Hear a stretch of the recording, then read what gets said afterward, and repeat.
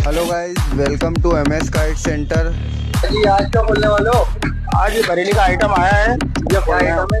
इसमें अच्छा साइज है, तवा आता है इसके अंदर। अच्छी क्वालिटी का पतंग है। इसकी अनबॉक्सिंग कर रहे हैं।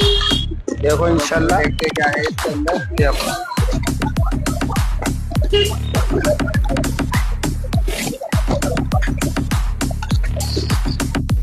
तो ये देखो गाइस, अद्दी पतंग है, घुटी हुई, बहुत शानदार क्वालिटी की पतंग है, बहुत बढ़िया। जिसको भी चाहिए वो विजिट कर सकता है एमएस काइट सेंटर पे, जो कि पड़ती है हांडीपुरा पतंग मार्केट, जयपुर।